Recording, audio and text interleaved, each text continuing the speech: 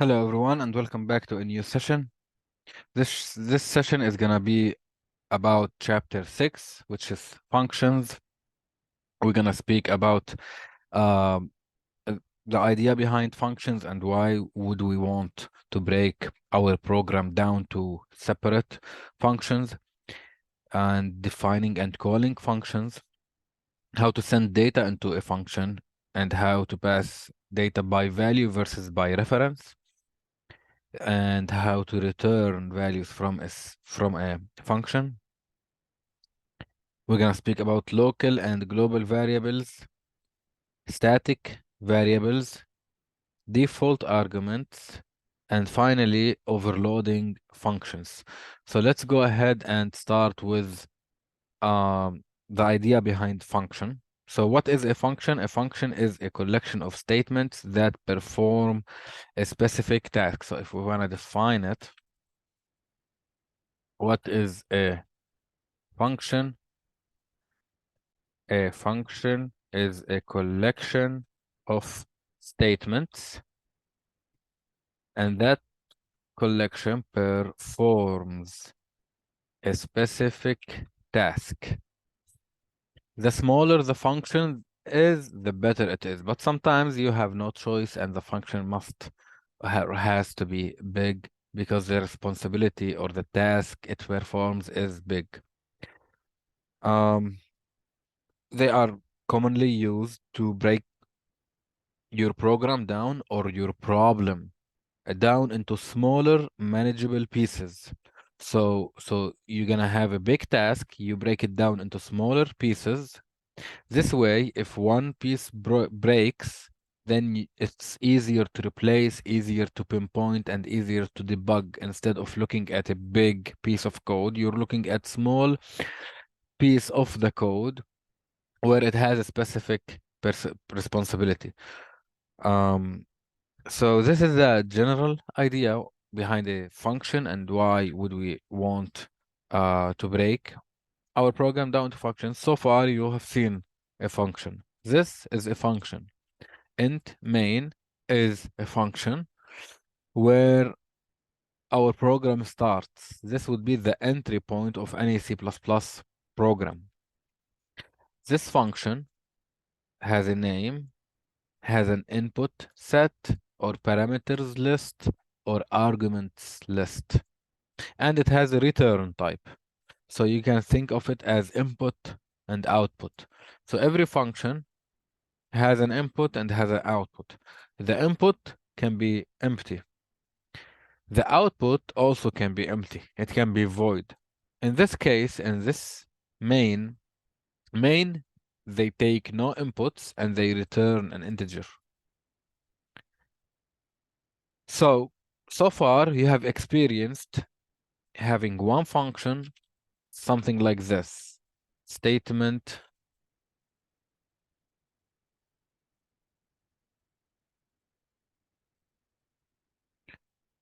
and then you have a lot of statements.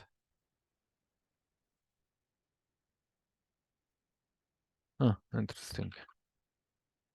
So you experience something like this. One function where you have multiple statements, and your function is doing a lot of tasks, a lot of responsibilities. It's not doing one thing, it's doing multiple things. For example, it's opening the file, checking if the file was opened successfully, reading from the file, computing, and displaying results. In a modular uh, fashion, you would break these statements down into separate functions. For example, void function 1, bunch of statements.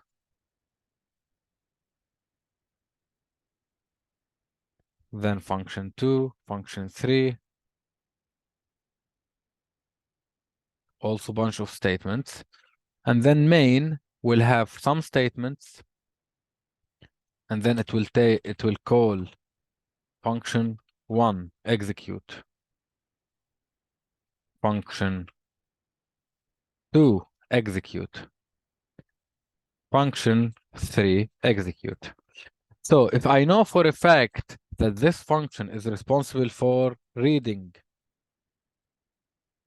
if I know for a fact that this function is for computing, like calculating, and if I know for a fact that this function is for displaying, right?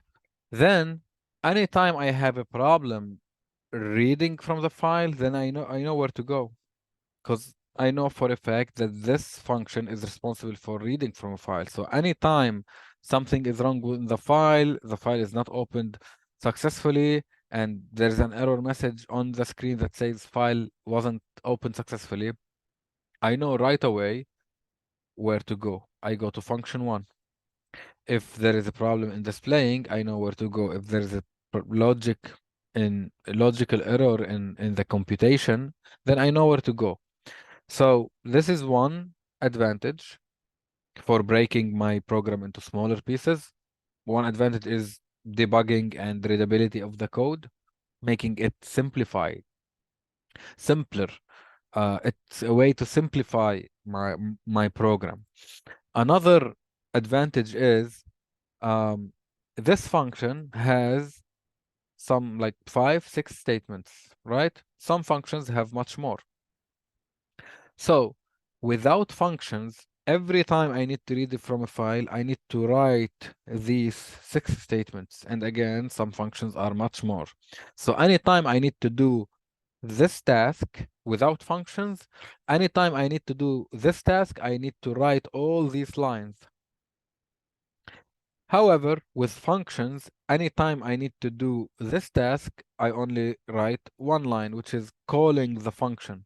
So I define the function, I put the lines in it, and every time I need to execute this piece of code or perform this task, I only call that function. So I can call it as many times as I want, and it's written only once. Without functions, every time I need to perform that task, I have to rewrite all the lines. So I'm gonna have to duplicate a lot of lines. And the more code I have, the more possibility for bugs. So the lesser code you have, the better. So that's another advantage. So now let's speak syntax, how to define a function and how to call a function. So the format for any function is return type, return type, function name, and then arguments list. Arguments, or um, you can call it parameters. You can call it input. So any whatever you want. So you can, and if you see someone or somewhere is written arguments, then you know what it is. Parameters, you know what it is, and input.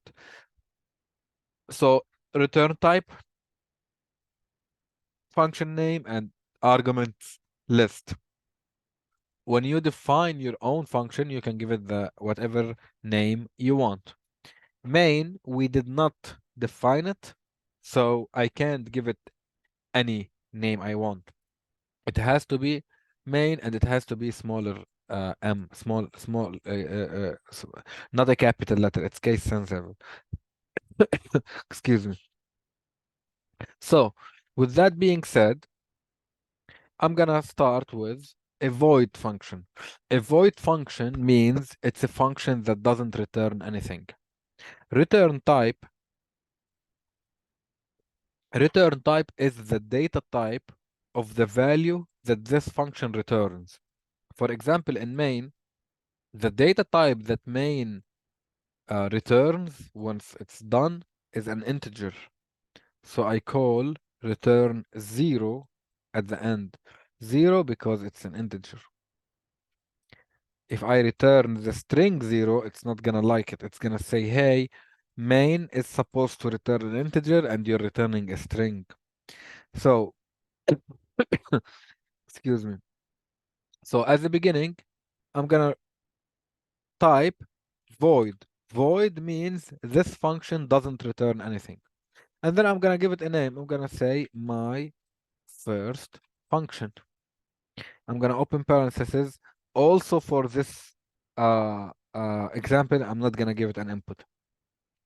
So it's a function that doesn't take anything and doesn't return anything. Then I'm gonna open curly braces. Curly braces is the body for this function. So when this function is called, this is what's going to execute. So I'm gonna tell this function to just display hello from my first function.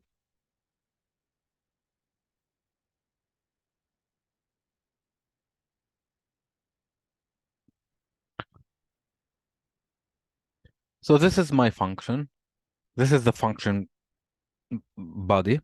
You need to know four things: return type, name, parameters list, and the body. Now, in order to execute this function, I need to call it.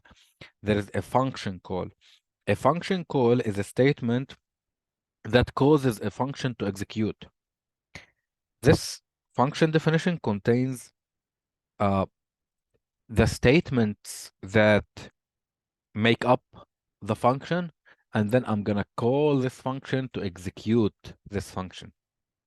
In this case, I'm gonna call this function from main. So right when my program starts, I'm gonna call my first function, open parentheses, close parentheses, semicolon. This way is how you call functions. The function name and then you open parentheses. If this function requires an input, you send the input here. If this function returns a value, then you say, for example, int my int equals, and then you call the function. Now it's erroring because this function doesn't return anything. So I'm gonna execute and notice hello from my first program. Let me change these because I this one and then layout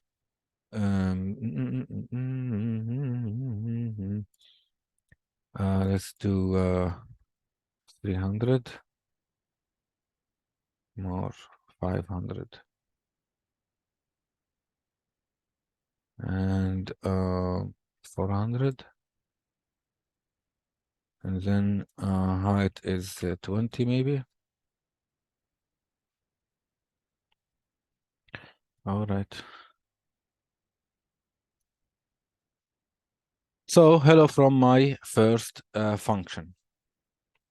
This is for a void function. Now the next thing is escalating a little bit. So we're gonna see another example where I return something from that function. So for example, I'm gonna tell my function to read a value from the user, right? And return it. So I'm gonna give my function a proper name because that's what you want. You always want to give your function a description of its task or its responsibility. For example, this is read from user.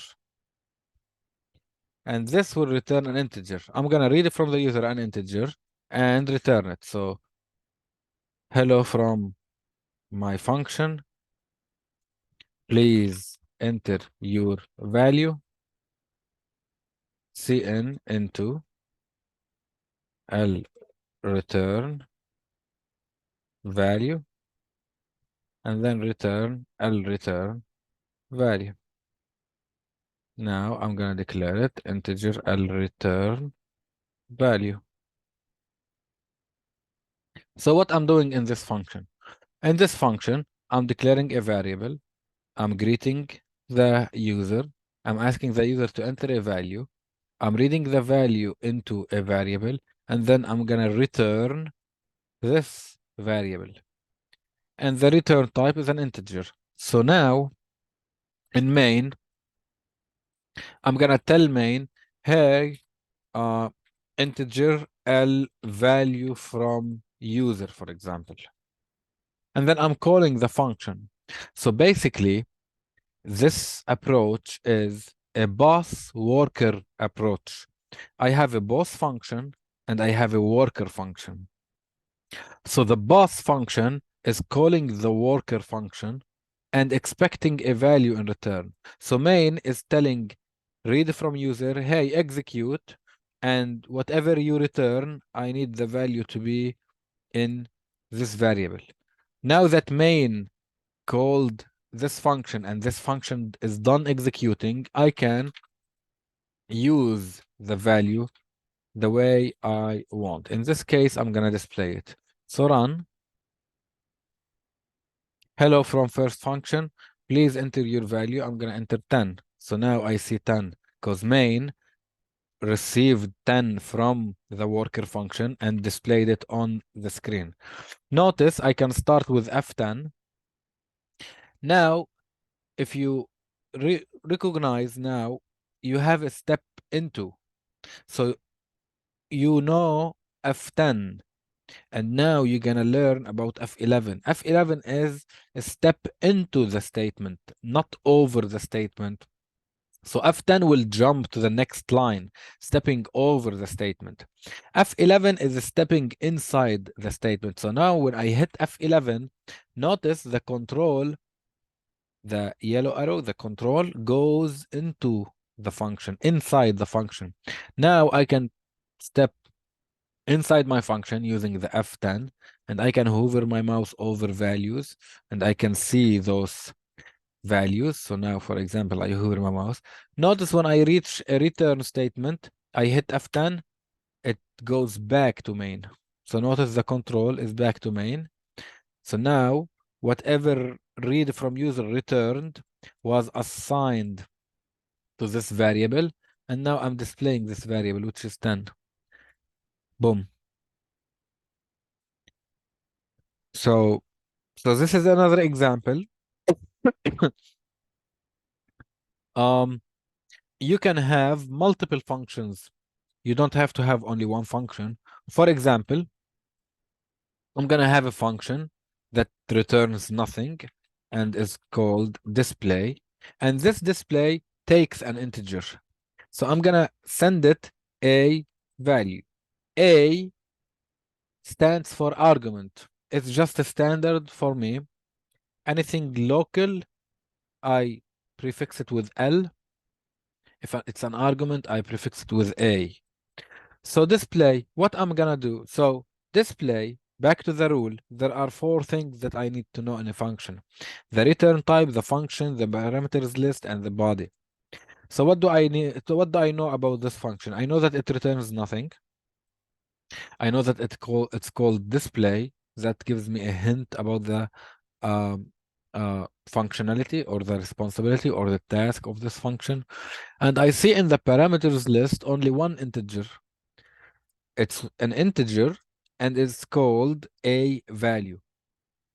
So I need to display a value. So this function is going to receive an integer from outside and I'm going to need to display it. See a value.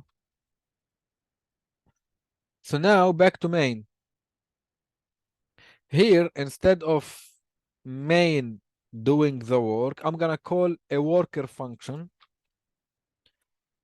that displays. Now this worker function, notice Visual Studio tells me void display int a value. So it's expecting a value. I'm gonna give it the value that I received from the previous function. So now main calls one worker function and then calls another worker function. This function is to read from the user. This function is to display. So now in my program, if there is a problem in displaying, I know where to go. If it's a problem in displaying, it's definitely not in this function. So now I eliminated part of the code that I need to look at. If something is wrong in reading from the user, I know where to go because it's definitely not in display. Now if I run, you're gonna see that if I enter 10, I'm gonna see 10. So I'm gonna run with F10, Read from the user. Now F11, I'm inside the function. I'm gonna type 10. So now return. Now that I return to main is gonna call display and give it this variable. I'm gonna hit F11. So now I'm inside the function. Notice a value is 10. See out a value, done. This is a void function. It doesn't need to return anything. So now the control comes back to main because this was done executing. And here it is.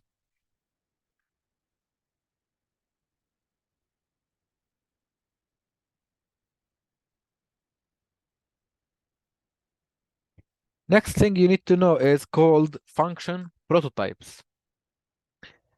This is a more a design, if more of a design thing. Function prototypes are like declaring a function, declaring a variable. Um, let's look at this example. Int l my integer. And look at this example. Int l my integer 2 equals 10. So here I'm declaring a variable. On this line, I'm declaring a variable and giving it a value. Two things at the same time. I'm declaring the variable and giving it a value. However, in this line, I'm only declaring a variable. In functions, you want to think the same way. This is declaring the function, and this is declaring the function and providing the body, providing the definition. So this is declaring and defining. So if I go back to functions, the way I wrote this function, I declared the function and I defined it. This is the definition of the function. This is the body. I provide the body at the same time. Similar to display, I created display, I declared display function, and I specified that it returns a void, it takes an integer, and then I initialized it per se. I provided the body, I defined the function. So function prototypes are when you declare a function without giving it a body. Something like this.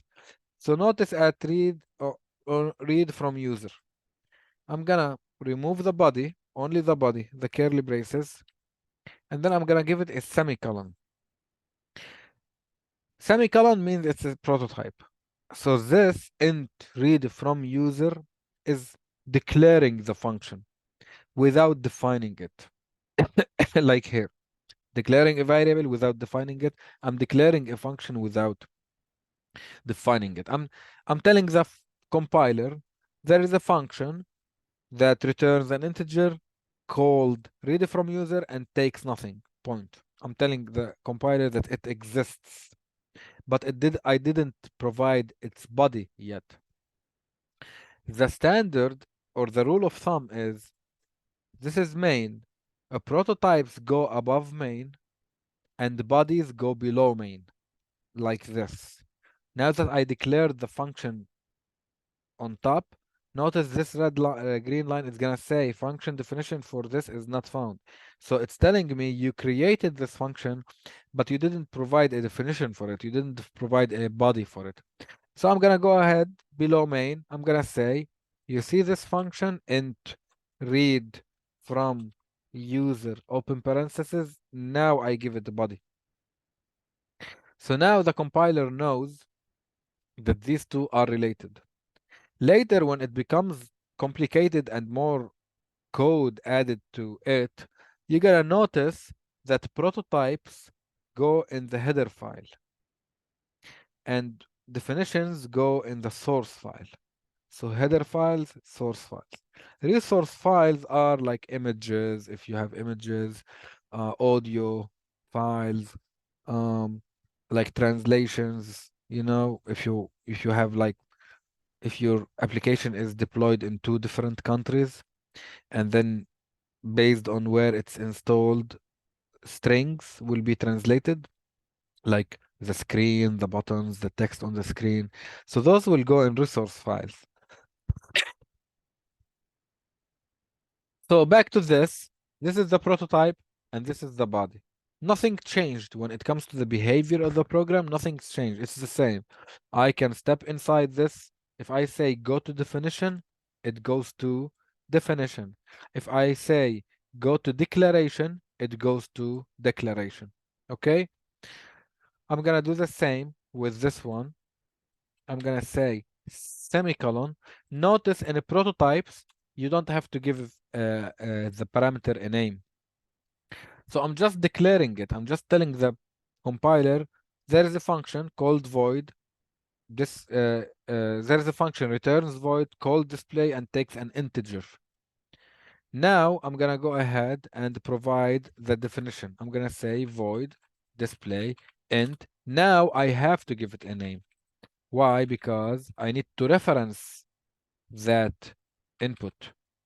So by giving it a name, I can reference it in the body. I can say see out a value. A value means the input because I gave it this name.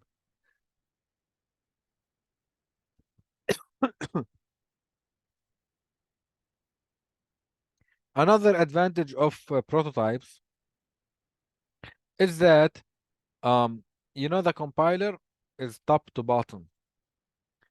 So let's say we didn't learn about prototypes yet. I type main and then I type the functions and I read and I call the function. Now, when I compile, it's not gonna like it. It's gonna say, what did it say? View error list. It said identifier not found. So read from user, although it is there, but the compiler can't find it. Why? Because the function call, I'm calling it on line 20, but it's defined on line 31. So the compiler is basically saying, you're calling a function that I don't know about.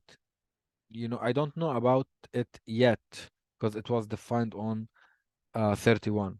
So later, when you have a lot of functions and big functions, instead of having the need to write all the functions definitions before main to then be able to call it, because right now I'm not able to call it, right? Because the function call is before the definition. But I can move the definition to before main, and now the compiler will know about it.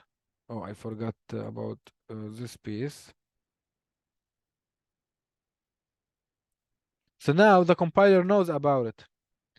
Why? Because it's defined at line 14 and I'm calling it at line 38. So when I start, it will start. So if I have a lot of functions and big functions, then imagine writing all of them before main, and it becomes very big, and then main will go at the bottom, and it's gonna be a little messy. So function prototypes allows me to basically uh, eliminate the need to write all the function definitions before the function call. I can just type their declaration or prototypes, and now the compiler will know about these functions. Next topic is sending data to a function. So you saw this is an example. You can send two parameters. It doesn't have to be one. You can send three. You can send as much as you want. For example, I'm gonna send three integers, or maybe one integer, one character, and one double. They don't have to be same data type. I define, I create this function. So I tell the compiler this function takes this, or that, or this and that. So now display, it's saying I don't have a definition, so I'm gonna go and fix it. I'm gonna say it takes a int, it takes char a char, it takes double a double. And now I'm gonna say cout a int, a char, and a double. Now the function call has an error. It says too few arguments in function call, meaning this display is expecting 3 inputs, but I'm only sending 1 input. So that's wrong. I need to send 3 inputs. So I'm gonna send it A, for example, and then 2.0. So now if I run, hello, I'm gonna say 10. So now it displayed 10, A, and 2. So this is the character I sent it, and 2. So 2 was displayed as without the decimal. Why? Did it eliminate the 0 automatically? Strange. So if it's 2.0, it displayed it as 2. It didn't used to do that. Maybe I have to like tell it fixed. Now it will display it. And fixed is from IO manip. So uh, IO manip run. Is it still for 2. Let's put it 2.0. Then okay. So now I can tell it like to display only 1, 0. Um, yeah, so this is sending data to a function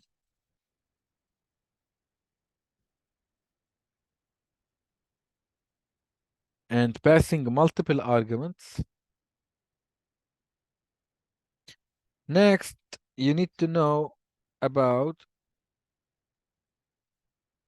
when you pass a data, when you pass data, you're basically passing a copy of the value, not the value itself. For example, let's say I have a function that is called void, that returns void, sorry, and it's called increment. It takes an integer. Okay? This function called increment takes an integer. So I'm gonna come here and I'm gonna define it. I'm gonna say void increment. It takes a value and then it increments this value, right? So now this value that I read from the user, I'm gonna say increment L value, right? Increment, and then I'm displaying it. I'm gonna bring back display to be only 1, just for having a simpler example. Okay, so display only display. So back to main. Here is main, and we don't need these anymore. I'm reading a value from the user, and then I'm calling increment and giving it this value, and then I'm displaying the value. So let's run.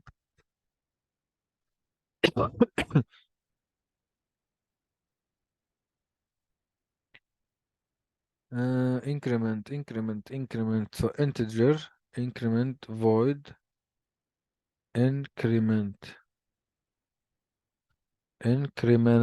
increment.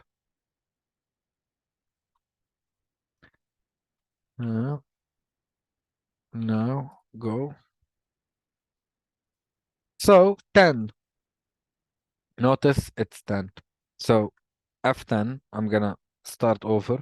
Read from the user. So now I'm reading 1. I typed 1. So the value is 1. I'm calling increment. I'm gonna click F11. Notice I received 1. So I'm gonna increment the 1. It becomes 2. Now I'm gonna go back to main. Notice when I go back to main, it's still 1.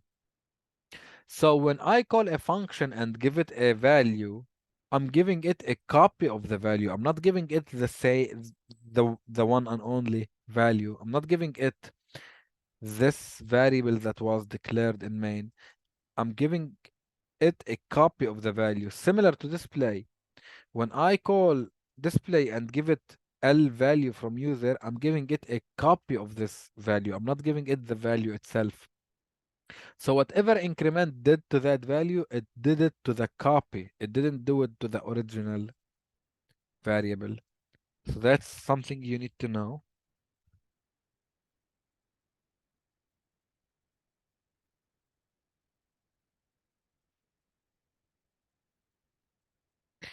And you need to know as well what you saw here.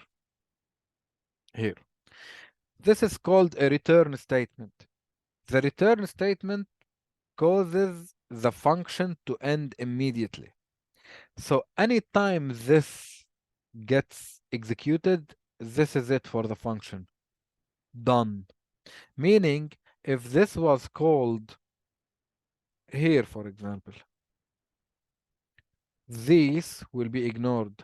Notice, if I give this the value 10, and now I'm gonna break here, and I'm gonna start Visual Studio means start all the way until the breakpoint. So start. So it stopped at read from user. It comes from main. Main called read from user. So now the execution stopped. So read from user is gonna declare a variable called return value, and then it's gonna return. When I execute this statement, this is it for the function. It will terminate. Done. This will be ignored. So now it will go back and it will return 10. Why 10? Because that's the value the function returned. 10 return. So you need to know that.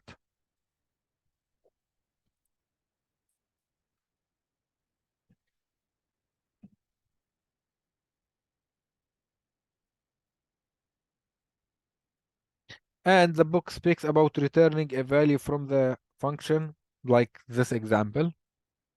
You can return any data type, any, like literally any, whether it's primitive data type or abstract data type. So whether it's a data type provided by the language or abstract data type means it's a data type that you create, and you're gonna learn more in chapter 12 and 13. When it comes to structs and classes, you start creating your own data type. So you can return any data type. Here I'm returning an integer. I can return a bool. I can return a double, etc.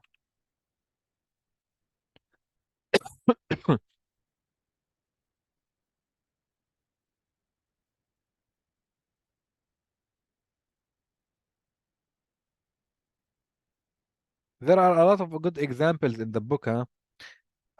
You would want to, of course, read the book, but you would want to practice them. You know, like open Visual Studio, look at the code and type it into Visual Studio and run the program, step through the code, you know, make sure you are familiar with what each line is doing.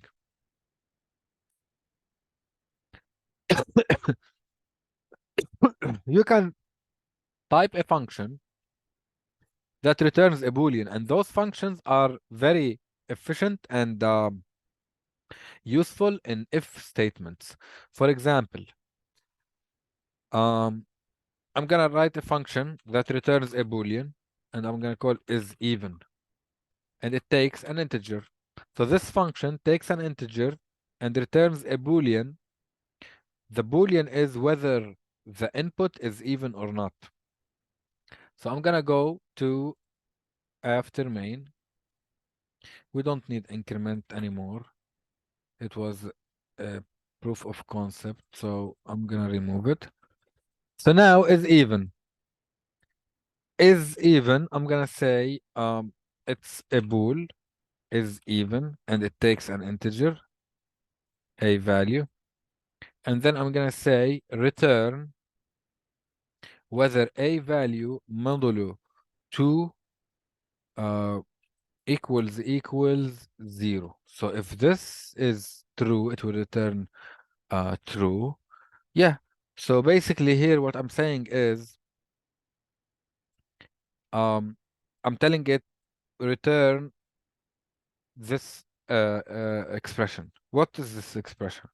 Here I'm saying if a value modulo 2 is 0, meaning if I take all the 2's from this value and I'm left with 0, that means that number wasn't even. Because if I have a number and I take all the 2's out of that number and I'm left with the number 1, that means it was odd, right? For example, 9. If I take all the 2's from this function, is it 0? Is the remainder 0? No, the remainder is 1. The fact that the remainder is 1, that means this number is odd. Because if it was a remainder of 0, then it's even. If I take all the 2's out from an even number, then I'm left off with 0. So anyway, this will return a true or false whether the input is even or not. So what I can do is I can say, okay, here I read from the user, and then I'm gonna say if, and now the function, the useful function, because it returns a boolean, so this is where I'm gonna need it. This is where I'm gonna use it, because if requires a boolean and the function returns a boolean. So I'm gonna say is even and give it the number. So if it's even, I'm gonna say it is even. Else, I'm gonna say see out, it is odd, right? And then I'm gonna display it. So enter number 9. It's odd. Again, I'm gonna say 10. It's even. So a function that I wrote that returns a boolean. And this is very useful in code. The next topic is speaking about local versus global variables. Let me see. Yes, okay. So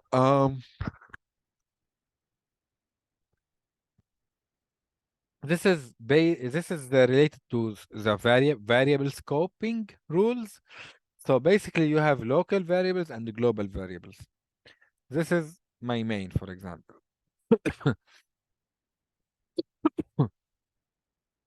This variable is local to read from user.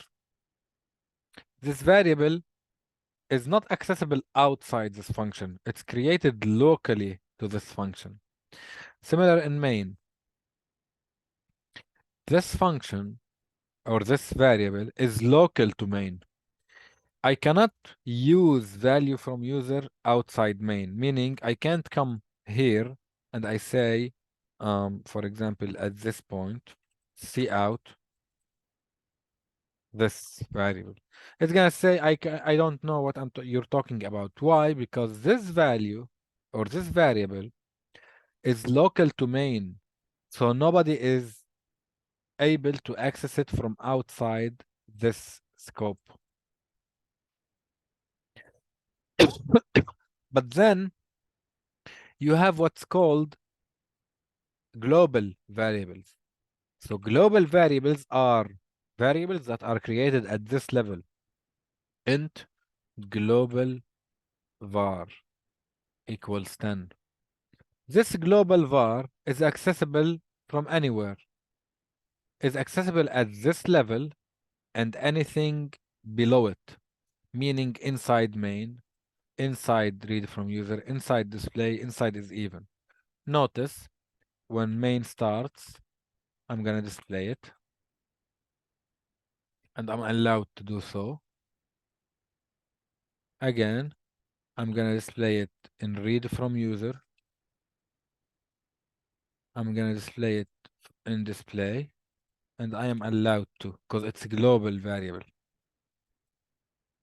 I'm gonna set it to be 9 just so we uh, differentiate. Notice this is from main, this is from read from user. Now I'm reading value from user. This is from is even, and this is from display. So all the functions have access to that variable. Another thing you need to know about global variables is you can override that variable. Meaning in main, I can say int global variable and declare a variable. Here, I'm gonna give it the value 1000. Now, Now, the fact that I, at this level, at this scope, see out statement will look at this level first. It will check this level. Do I have a global var at this level? The fact that I do, then this cout will display this one and not this one. However, in other examples, this cout will check, hey, do I have a global variable at this level? No. Okay, let me check an upper level.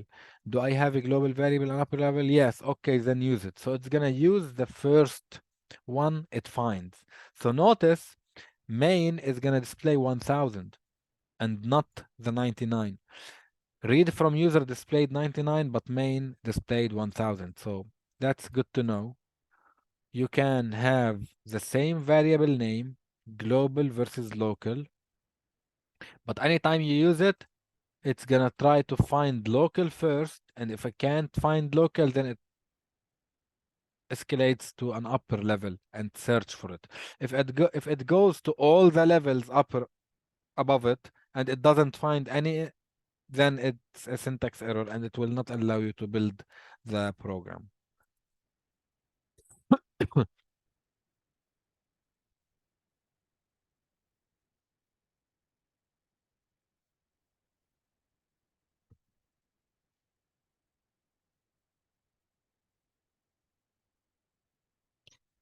The local variables, for example, this was declared in read from user. This will live every time somebody creates read from user, somebody calls, sorry, every time someone calls read from user, this variable will be created or recreated. Then a copy of it will be returned.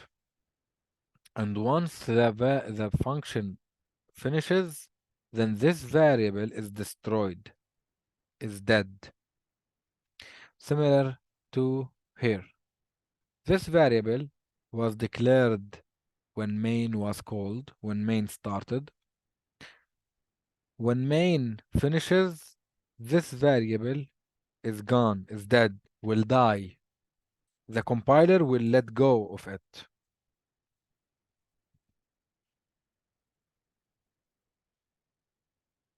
This brings us to static variables. Everything you saw so far about declaring variables is dynamic. However, if I declare a variable static, that means it will not die once the function finishes. For example, here I'm gonna create a variable called int count equals 1. And I'm gonna declare it as static. Static means when this function is done executing, count will not die. The compiler will not let go of count. That means next time I come and or next time someone calls this function, then count will still be there, will still have a value. So notice static int count is 0, meaning I'm gonna keep a count of how many times we're gonna read or how many times we're gonna call this function. So starting from 0, every time someone calls this function, I'm gonna say increment. Okay? And then I'm gonna see out I'll count. Count now is I'll count. So we can get rid of this because no longer need it. We can keep this and delete this. So now notice count now is 1. This is the first time we call this function. Oh, actually, we called it only once. So let's go to main and let us call it multiple times. So once, twice, thrice, thrice. So start. This is the first time. Enter a value. I'm gonna say 10. Now that I displayed 10, it's calling it again. So notice count, when we entered that function again, count was storing 1 from previous and it got incremented. So now I'm gonna type 20. Then count is 3, 30. Count is 4, 40. So now it's done because I only called it 4 times. Notice if I put a breakpoint here and I start. Now count is 0. It's gonna be incremented. So now it's 1. Count will be displayed. Hello from user, enter a value. I'm gonna enter 10. So now it will return back to main. So now back to main, display will display. Now we are reading again. So F11, notice when I am inside this function, I'll count is 1. It's from the previous call. However, return value, because it wasn't declared as static, it's gonna be recreated from scratch. So this is the difference between a static and normal. Static variables do not die, right? Do not die when the scope finishes. Static variables live beyond their scope. That's the definition that you need to know.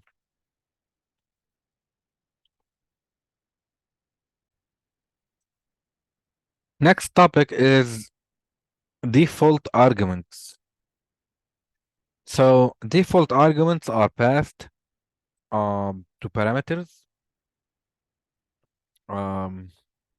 Basically are values that are set to the parameters if no arguments were provided in the function call.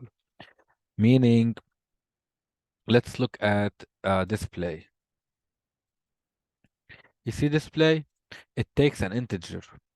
I can default value this argument, meaning I can say that this argument equals 100. Remember, at the prototype level, not at the definition level.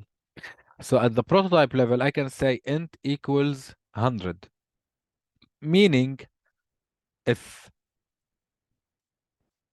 I call this function and I do not give it a value, then 100 will be set to be the argument, and then the body will execute. So notice if I remove this back, this becomes an error. It says, hey, I'm expecting an input, too few arguments. But when I default argument it, then it's no longer an error. So now I'm gonna comment this out. Notice display, I'm not sending it anything. I'm calling it without sending it anything, and it will display 100 because 100 was default argument for that variable. Another thing you need to know about default arguments is basically having multiple variables. So for example, int, let's say I have 3 integers. The first thing you need to know is you cannot default argument at the beginning. The values or the variables or the arguments that you would like to have them as default arguments, they have to come at the end. Meaning, I can do this. I cannot do this. I can't say, hey, this is an input, this is defaulted, and this is an input. No, it has to come at the end. Because this way, it's no longer confusing for the this way it's no longer confusing for the compiler. Right now it's confusing. For example, if I send it 10, 20, forget about the red line. If I have it as such, I'm saying it first one is not defaulted, second one is yes, third one is yes, and then I call 10, 20. Look at the confusion. This 10 and 20, did I mean to send 10 as the first argument and then 20 for the third argument and then the second argument is defaulted? Or did I mean 10 for the first argument and the 20 for the second argument? Because basically default argument, you can send a value, but in case you didn't send a value, it will be defaulted. So this 20 is ambiguous. This 20, is it for this one or for this one? So the compiler doesn't allow me. Default arguments has to come at the end. Now it's clear. It's clear that if I send it 2, that means it's the first 2. And if I send it 3 values, that means first is first, second, and then third. This is what you need to know about default arguments.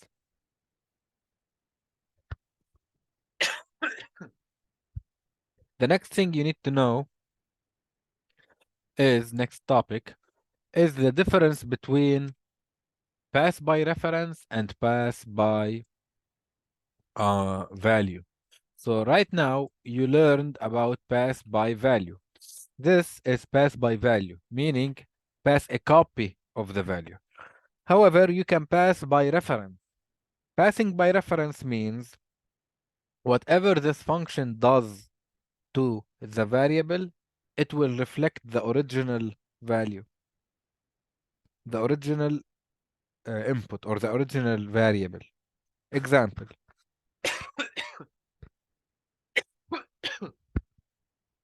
First, let's add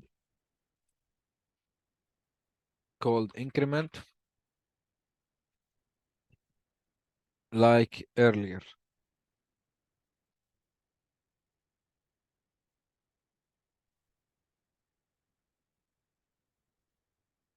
Right? This is a function that increments. And here, before I display, I'm gonna say increment.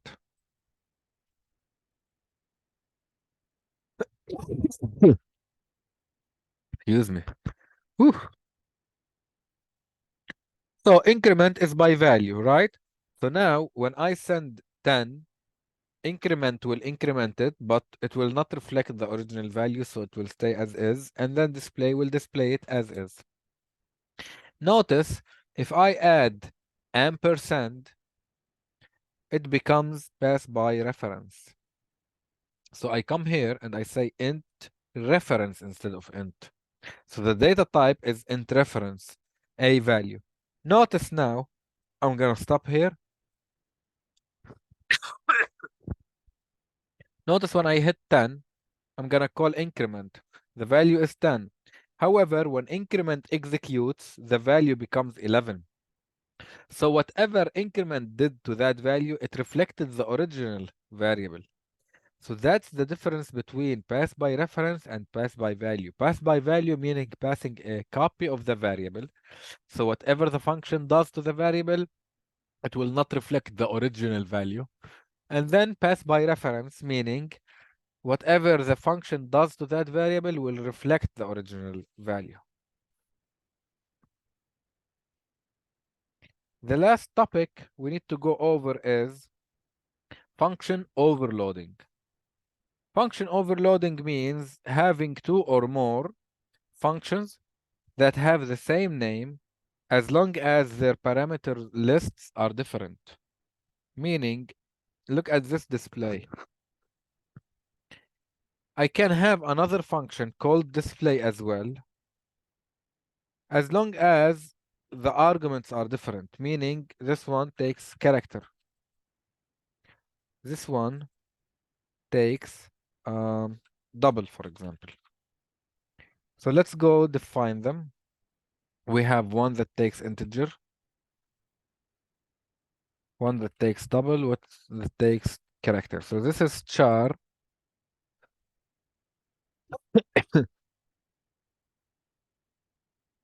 This is double.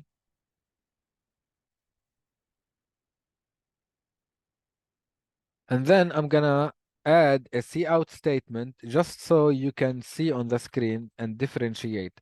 I'm gonna say int version. And here I'm gonna say character version. And here I'm gonna say double version, meaning this is the display of the double. This is the display of the character, and this is this display of the integer. Now notice, if I call display with an integer, then the integer version will be executed. If I call display with a character, then the character version will be displayed or executed. And if I call display with a double, then the double version will be executed. So F10, enter value 10, increment by reference. So now it's 11. So I'm calling display and I'm giving it this variable. This variable is of type integer. So if I hit F11, notice I'm gonna enter the integer version because the data type that is coming is an integer. However, in this case, I'm sending a character. So if I hit F11, I'm gonna enter the character version. And in the case of double, eventually I ended in the double version. So this is function overloading, as simple as that. Function overloading is having two functions or more with the same name as long as the parameters list is different. Now, it doesn't have to be one argument. We can have 4, 5 arguments. So display, for example, integer, integer, integer. Then integer, integer, double. I can have double integer, integer. So as long as the parameters list is different, I am allowed to do that. I cannot have two functions with the same argument, but two different bodies. It's not gonna allow me. It allows me only when the set is different. So the order, the number can be different. Now, for example, compare these two. These two are allowed function overloading. They are allowed because the number of inputs are different. One takes one input and one takes three inputs. So I'm allowed to do that. Look at this two, these two. I am allowed because the set of uh, parameters are different. One takes integers, three integers. One takes two integers, one double. Now look at this. I am allowed because the order is different. One takes integer, integer, double. One takes double integer, integer. So if I send integer, integer, double, this one will be executed. And if I send double integer, integer, then this one will be executed. And that's it for uh, function overloading, as simple as that. With that being said, we come to the end of this chapter. So let me know if you have any questions.